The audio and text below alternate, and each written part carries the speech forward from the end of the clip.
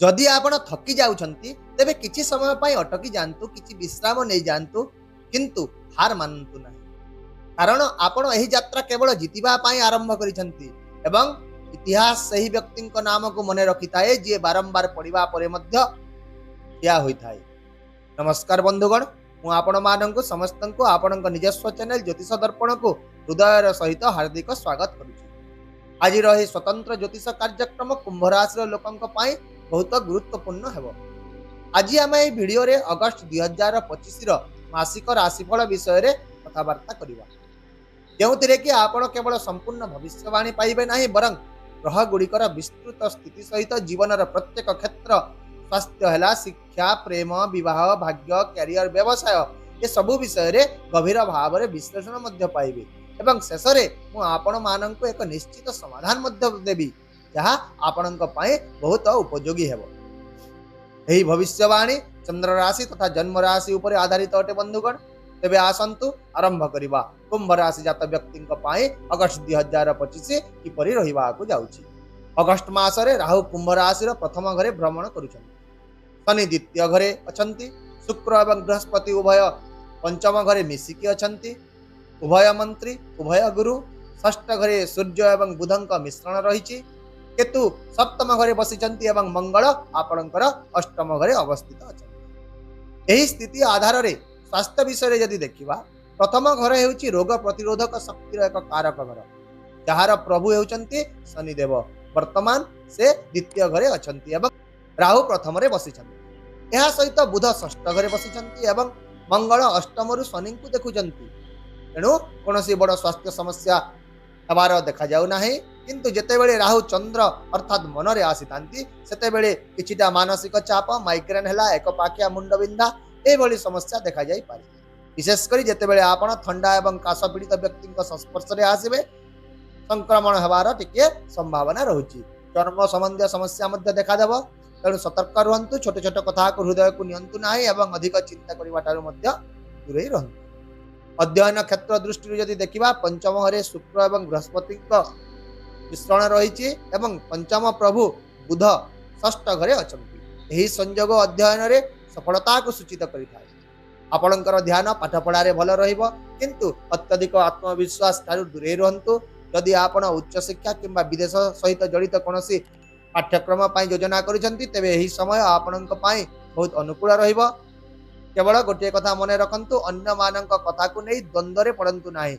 आपणक मन जहा चाहुचे ताहा ही करंतु। प्रेम संपर्क विषय यदि देखिबा, पंचमेश बुध षष्ठ घरे एवं राहु प्रथम घरे अवस्थित रहिबे, जहा फल रे संपर्क रे किछि संदेह किंबा द्वंद्व होई पारे। यदिओ दुहिंक भितरे समर्थन, यत्न एवं बुझामणा विशेष भाव रे रहिबा, किंतु राहुंक जोगु छोट छोट कथा रे किछिटा भूल बुझामणा मध्य देखा देई पारे एवं एही परिस्थिति दीर्घ समय पर्यंत रहिबा को जाउछि। तेनु संपर्क रे आपण स्वच्छता बजाय रखंतु। अन्य पटरे जदि आमे वैवाहिक जीवन आड़ को अग्रसर हेबा, तेबे केतु सप्तम घरे अवस्थित एवं सप्तम कर्ता सूर्य अगस्त 17 तारिख रे निज राशि रे प्रवेश करिवे। केतु मानसिक असंतोष भावना देथांती। जीवन साथी जहा करूछंती ताहा उपरे कोनोसी प्रभाव पड़े नाही, तथापि मनरे अपूर्णता किंबा असंतोष रही पारे। किंतु अगस्त 17 जेतेबेले आसी जीव, सूर्य जेतेबेले सप्तम घरे आसी जिवे, परिस्थिति रे उन्नति देखा देबो। आपणक जीवन साथी कैरियर एवं आपणक वैवाहिक जीवन उभय रे सकारात्मक परिवर्तन आसीबो। तेणु अगस्त मासर द्वितीयार्ध आपणक वैवाहिक जीवन पई विशेष लाभदायक हेबा को जाउछि। एबे आसंतु भाग्य, कैरियर एवं व्यवसाय विषय रे टिके आलोचना करिवा।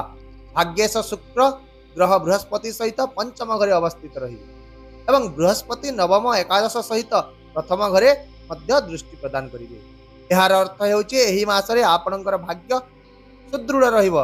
यदि आपण कोनोसी शुभ कार्य, निवेश किंबा बड़ क्रय विषय रे भाबुचंती तेबे निश्चित भाव रे ताहा करंतु, कारण एही मासरे समय आपणक सपक्ष रे रहिबा को जाउछि।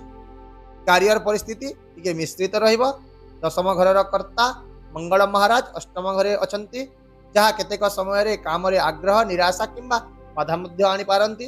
कैरियर आरंभ करिवार समय अर्थात 10 रु 15 अगस्त टिके कष्टकर होई पारे, किंतु सप्तम घरे सूर्यंक प्रवेश परे नूतन चाकरीर सुजोग किंबा ट्रांसफर संभावना बढ़ी जीव। विशेष भाव में अगस्त मासर शेष सप्ताह परिवर्तन चाहूवा लोकों उपयुक्त समय हम कौन से विशेष विरोध किंबा कर्मक्षेत्र राजनीति देखादेव ना। सेहीपरि व्यवसाय विषय जदि कहबा अगस्ट मध्य भाग पर व्यवसाय रे भल अभिवृद्धि देखादेव। धन एवं लाभर कारक बृहस्पति पंचम घरे बसी लाभर गृह को दृष्टि देवे, तेणु आर्थिक स्तर वृद्धि पाइब, ग्राहकों संख्या मध्य वृद्धि पाइब एवं आपण एही मासरे भल लाभ पाई पारे। ताहले बंधुगण कोन प्रतिकार करिवे? एही मासरे बुध एवं मंगल ग्रहर बीज मंत्र 108 थर जप करंतु। बुधंक मंत्र ओं ब्रांग ब्रिंग ब्रोंग सह बुधाय नमः। मंगलंक बीज मंत्र हेउछि ओं प्रांग प्रिंग प्रोंग सह भौमाय नमः। यह सहित प्रतिदिन सकाळे एक तंबा पात्र रे उदय सूर्य को जल अर्पण करंतु एवं विशेष भाव में एही मासरे आपण हनुमान चालीसा पाठ करंतु, निश्चय आपण शुभ फल पाइबे। आशा करुछि भिडियोटी आपनको निश्चित भाव में पसंद आसीथिबो। जदि भिडियोटी पसंद लागिला तेबे दया करी एहाकु लाइक करि दियंतु, हाइप करि दियंतु, सांग साथी सहित शेयर करि दियंतु। ता सहित चैनल को जदि नुआ आसीचंती तेबे सब्सक्राइब करबा को भूलंतु नाही। ताहले आसंता काली मु पुणी थरे आउ एक नुआ वीडियो सहित आपणक सम्मुखरे उपस्थित हेबी। से पर्यंत विदाय दियंतु। धन्यवाद। नमस्कार। जय जगन्नाथ।